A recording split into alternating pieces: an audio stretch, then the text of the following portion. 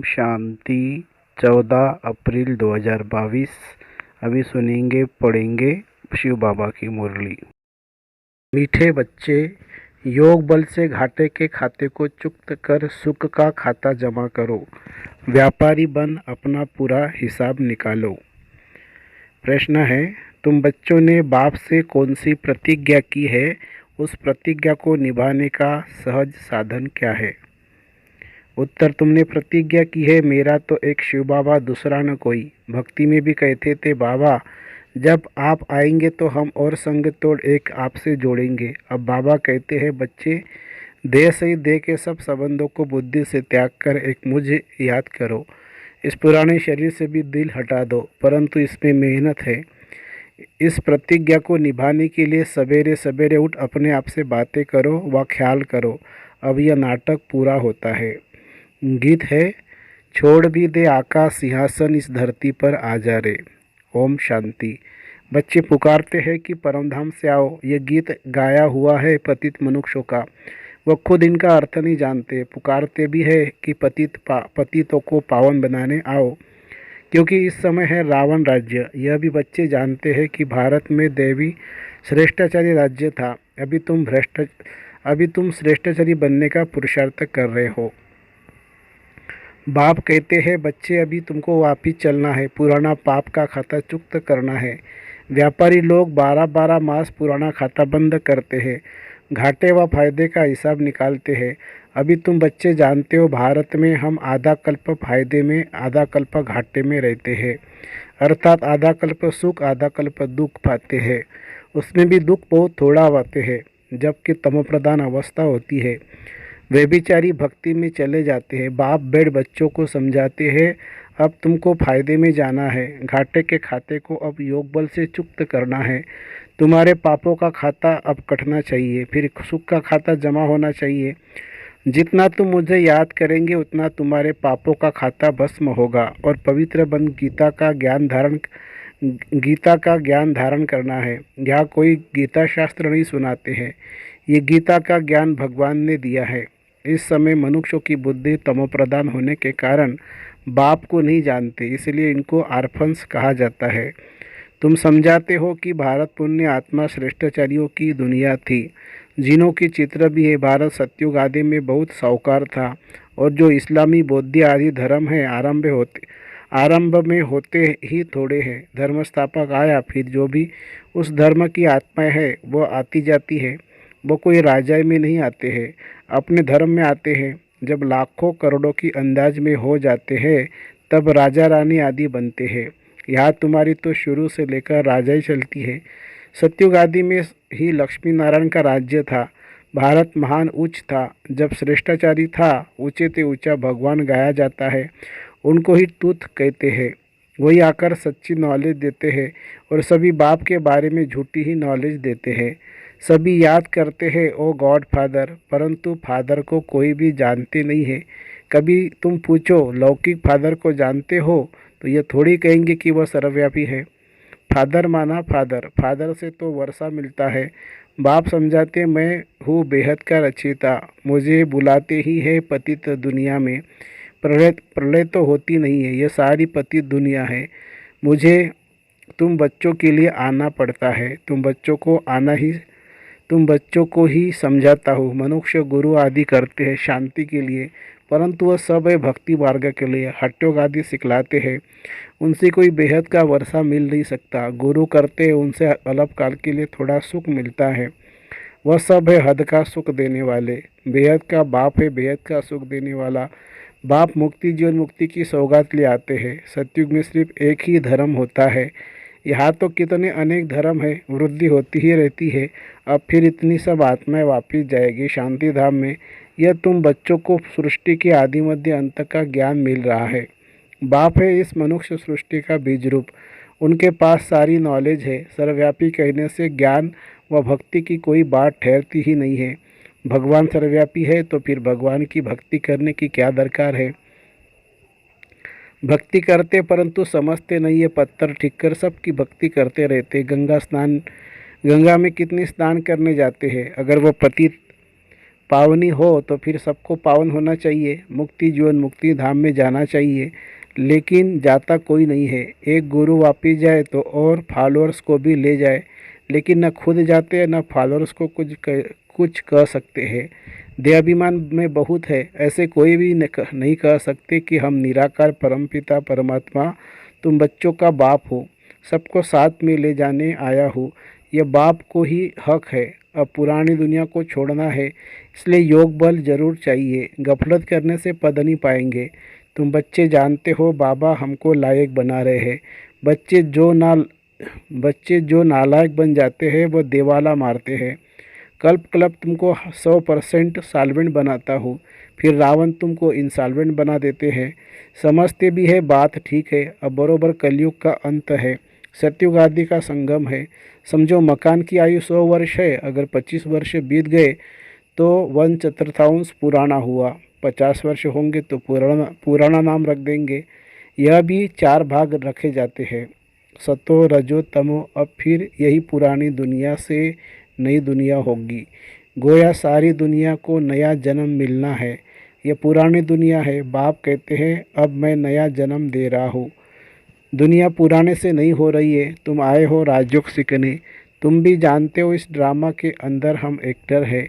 हम आत्माएं भी शरीर लेकर यहाँ पार्ट बजाने आई है। दुनिया में यह कोई नहीं जानता। अपने को एक्टर समझे तो क्रिएटर डायरेक्टर को भी न जान जाए। कहने मात्र सिर्फ कहते हैं यह कर्म क्षेत्र है, परंतु कब से खेल शुरू हुआ है, उनका क्रिएटर कौन है, कुछ भी नहीं जानते हैं। मनुष्य को ही जानना चाहिए ना। बाकी यह आपस में लड़ना तो आर्फंस का काम है। देवताओं का आर्फंस नहीं कहेंगे, वह लड़ाई झगड़ा होता ही नहीं है। यहाँ तो देखो बच्चे बाप को भी मार देते हैं। सभी पतित भ्रष्टाचारी है, इसलिए दुख देते रहते हैं।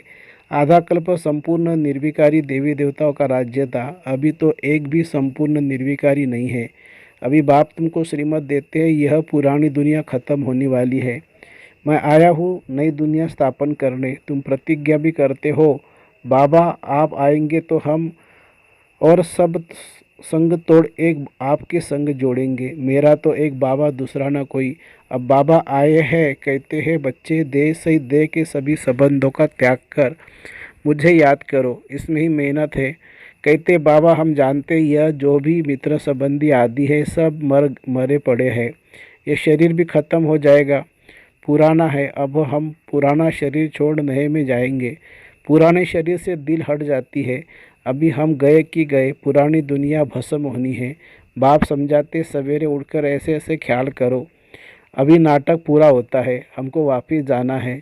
अब एक ही बाप की श्रीमत पर चलना है। अभी नई दुनिया में जाना है, इसलिए जीते जी सबसे बुद्धि योग तोड़ एक से जोड़ना है पड़े। इसमें बड़ा अभ्यास चाहिए। अभ्यास के लिए बाप कहते हैं सवेरे उठो। दिन में तो शरीर निर्वाह अर्थ कर्म करना है, रात का अभ्यास वृद्धि को पाता है। जितना टाइम मिले बाबा को याद करो। बाबा की याद में तुम कितना भी पैदल करते जाओ कभी थक कर नहीं सकते। योग बल की खुशी रहती है। याद का अभ्यास होगा तो कहाँ भी बैठे याद आ जाएगी। खाने पर भी याद में रहना है, फालतू वार्तालाप नहीं चलना चाहिए। बाप की याद से ही विकर्म विनाश होंगे, फिर अंतमति सो गति हो जाएगी। अभी वापिस जाना है। सभी का सदगति दाता, सबको श्रेष्ठाचारी बनाने वाला, शांति देश में ले जाने वाला एक ही बाप है। जन्म जन्मांतर तुमको बाप टीचर गुरु मिले, परंतु वह सब है जिस्मानी। कोई भी देही अभिमानी बनना नहीं सिखलाते हैं। यह तो बेहद का बाप ज्ञान का सागर है। जो भी आत्मा है उनमें संस्कार भरे हुए हैं, फिर शरीर धारण करने से वह इमर्ज होते हैं। अभी तुमको सारे ड्रामा की नॉलेज है, और तो सभी मनुष्य घोर अंधियारे में है। गाया भी हुआ है ज्ञान अंजन सतगुरु दिया, तो ज्ञान अंजन देने वाला ज्ञान सूर्य बाप है। सतयुग को दिन, कलयुग को रात कहा जाता है। आत्मा उस निराकारी बाप को याद करती है। बाप समझाते हैं मैं तुम बच्चों को ब्रह्मा मुख द्वारा कल्प पहले मुआफिक सब भक्ति मार्ग के शास्त्रों का राज समझाता हूँ। यह सब भक्ति मार्ग की सामग्री है जो आधा कल्प से चलती आती है। मनुष्य तो कह देते यह परंपरा से चलते आए हैं। रावण को भी परंपरा से जलाते आए हैं। त्यौहार जो मनाते हैं वह सब कहते हैं परंपरा से चल रहे हैं। परंपरा का अर्थ क्या है वह समझते नहीं है। सतयुग की आयु लाखों वर्ष लिख दी है तो मनुष्य घोर अंधियारे में है ना। भक्ति कब से शुरू हुई है, पावन कब से बने, कुछ भी जानते नहीं है। भगवान पतितों को पावन कब से बनाने आए हैं। कहते भी है क्राइस्ट से 3000 वर्ष पहले स्वर्ग था, परंतु फिर भी अनेक मत है ना। कितनी मतें दुनिया में काम कर रही है। बाप आकर श्रेष्ठ मत देते हैं। श्रीमत से तुम श्रेष्ठ सो देवता बनते हो। रुद्र माला भी है, रुद्र भी निराकार भगवान ही ठहरे। वह है श्री श्री देवताओं की, वह श्री श्री देवताओं को कहेंगे। श्री अर्थात श्रेष्ठ। अभी तुम बच्चे जानते हो कि श्री श्री द्वारा श्रेष्ठ दुनिया बनती है। बाप श्री श्री है, श्री बनाने वाला। यह सब बातें याद करनी है, कलप पहले वाले ही समझेंगे। ये ज्ञान सब धर्म वालों के लिए है। सबको बाप कहते हैं, अपने को आत्मा समझो। बेहद के बाप से कितना सुख मिल रहा है। बेहद का बाप आकर इतने बच्चों को अडॉप्ट करते हैं। यह मुख्य वंशावली है ना। कितने ढेर बिके हैं जो फिर देवता बनने वाले हैं। यह है ईश्वरीय कुल। दादा है निराकार, उनके बच्चे का नाम है प्रजापिता ब्रह्मा। इन द्वारा एडॉप्ट करते हैं। तुम ब्राह्मण हो, शिव बाबा की फैमिली, फिर वृद्धि होती है।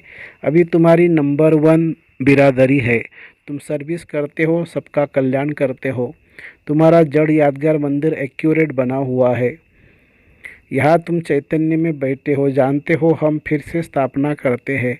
भक्ति में हमारे यादगार मंदिर बनेंगे। शिव बाबा न होता तो तुम कहाँ होते। ब्रह्मा विष्णु शंकर कहाँ है। अभी शिव बाबा रचना रच रहे हैं ना। प्रजापिता ब्रह्मा का चित्र अलग होना चाहिए। त्रिमूर्ति ब्रह्मा कहते हैं, परंतु उनका तो कोई अर्थ नहीं जानते। तुम जानते हो परमपिता परमात्मा ब्रह्मा द्वारा स्थापना करते हैं। करण करावनहार शिव बाबा है। यह सब बातें धारण करने की है। शिव बाबा खुद राजयोग सिखला रहे हैं, नॉलेज दे रहे, तो वह धारणा करनी चाहिए। इसमें प्यूरिटी फर्स्ट है। हिम्मत भी दिखानी है। ग्रस्त व्यवहार में रहते पवित्र रह दिखाना है। कोई बच्ची को बचाने के लिए भी स्वयंवर करते हैं, जिसको गंधर्व भी विवाह कहते हैं। उसमें भी कोई फेल हो जाते हैं। कोई ऐसे भी होते हैं जो शादी कर फिर पवित्र रहते हैं। पवित्र रह फिर नॉलेज भी लेनी है। धारण कर औरों को भी आप समान बनाकर दिखावे, तब उच्च पद पा सके। इस ज्ञान यज्ञ में विघ्न भी बहुत पड़ते हैं। यह तो सब होगा, ड्रामा में नूंद है। कई बच्चियां कहती है हमें साहूकारी क्या करनी, इससे तो बर्तन मांज कर रोटी खाना अच्छा है। पवित्र तो रहेंगी, परंतु हिम्मत चाहिए बहुत। अच्छा, मीठे मीठे सिखे हृदय बच्चों प्रति माता पिता बाप दादा का याद प्यार और गुड मॉर्निंग। रूहानी बाप की रूहानी बच्चों को नमस्ते। हम रूहानी बच्चों की रूहानी माता पिता बाप दादा को याद प्यार, गुड मॉर्निंग और नमस्ते बाबा नमस्ते। धारणा के लिए मुख्य सार। भोजन करते समय याद में रहना है, फालतू वार्तालाप नहीं करनी है। याद से पापों का खाता चुक्त करना है।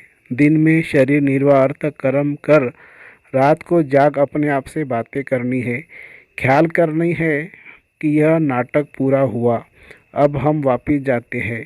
इसलिए जीते जी ममत्व मिटाना है। वरदान।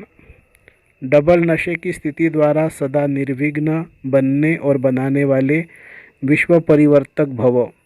मालिक सो बालक है। जब चाहो मालिकपन की स्थिति में स्थित हो जाओ और जब चाहो बालकपन की स्थिति में स्थित हो जाओ। यह डबल नशा सदा निर्विघ्न बनाने वाला है। ऐसी आत्माओं का टाइटल है विघ्न विनाशक। लेकिन सिर्फ अपने लिए विघ्न विनाशक नहीं, सारे विश्व के विघ्न विनाशक, विश्व परिवर्तक हो। जो स्वयं शक्तिशाली रहते हैं उनके सामने विघ्न स्वतः कमज़ोर बन जाते हैं। स्लोगन है, अपने डबल लाइट स्वरूप में स्थित रहो तो सब बोझ समाप्त हो जाएंगे। अपने डबल लाइट स्वरूप में स्थित रहो तो सब बोझ समाप्त हो जाएंगे।